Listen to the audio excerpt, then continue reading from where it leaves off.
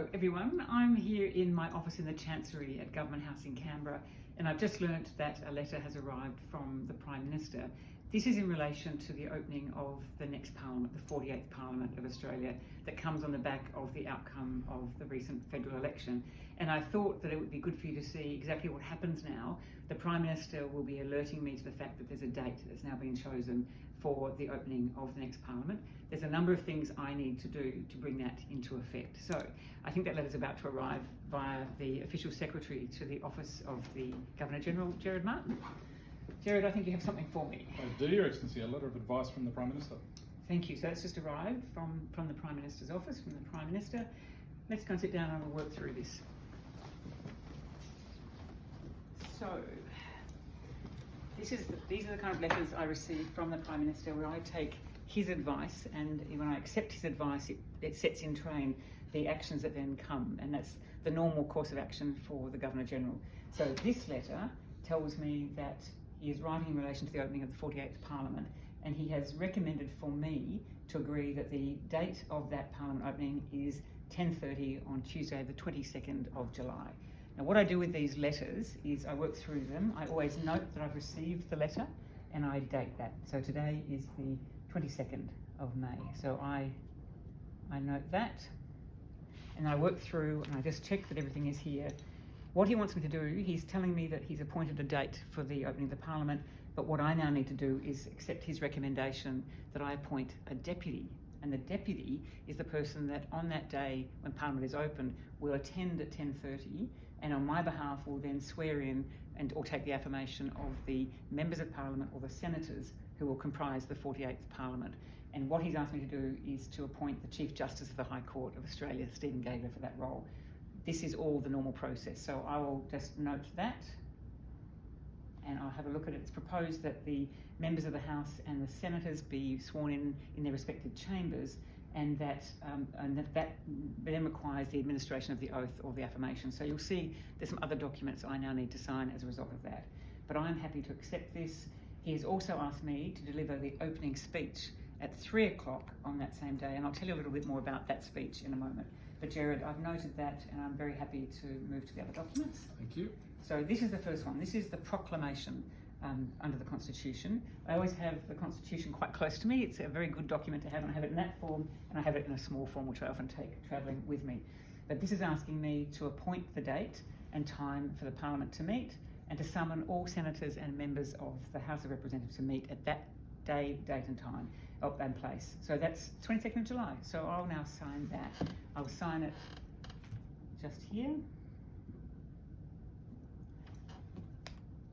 I pass that to Gerard because Gerard will deal with the proclamation in a moment. Thank you, and we'll arrange for that to be affixed with the Great Seal of Australia. Fantastic. And that will then be on display. People can see that and they'll know about that as the proclamation of the date.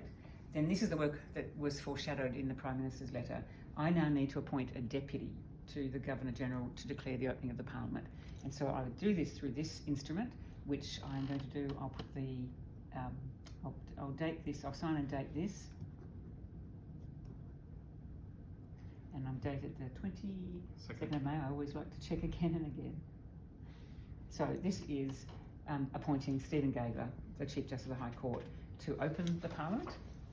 Thank you. Then, as again foreshadowed, I now need to issue the instrument and sign it that gives authority to administer the oath or affirmation of allegiance to senators. So I'll now do that. And I'll sign that one. So that's for the senators. And then finally, exactly the same for the administering of the oath or affirmation for the members of the House of Representatives who will arrive on that date.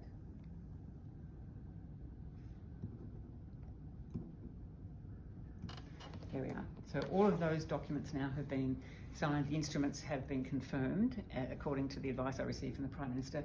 Gerard, what now happens to all of this material? So these documents, certainly the proclamation in particular, will be returned to the Department of Prime Minister and Cabinet for the Great Seal to be affixed, and they'll be then gazetted and made public. Great. So you'll note that in the letter, the Prime Minister indicated that he expects me to attend the Senate chamber, where there'll be the combined houses of the senators and the House of Representative members at 3 o'clock on that day. He's referring to a matter that's here in the House of Representatives practice, so this is the same practice that's been observed by all former Governors-General, and it's the same thing that the King does in the UK with the opening of Westminster, the Westminster Parliament. It's our Westminster tradition.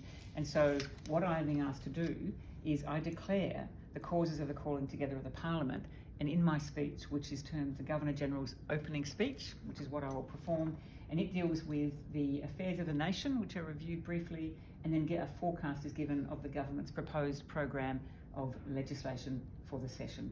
It says here that the speech is normally about 30 minutes, and at the conclusion, a copy is presented to the Speaker by Gerard. So Gerard then performs that role.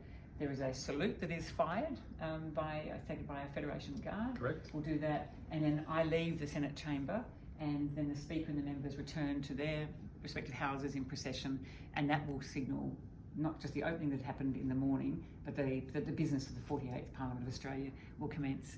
I hope you found that interesting and hope you follow all of those processes on the day come July. It's a very important part of our parliamentary democracy based on the Westminster system. This happens every time there is a new parliament, but there's a lot that goes on behind the scenes, and I think it's important people have a really good sense of that and have confidence in the system that I administer and that Gerard works with me to deal with as the official secretary. I hope that's been of use for you and is of interest to you, because I find these things terribly interesting, Gerard, because many times these things have not been things that we've shared, so we're really delighted to be doing that.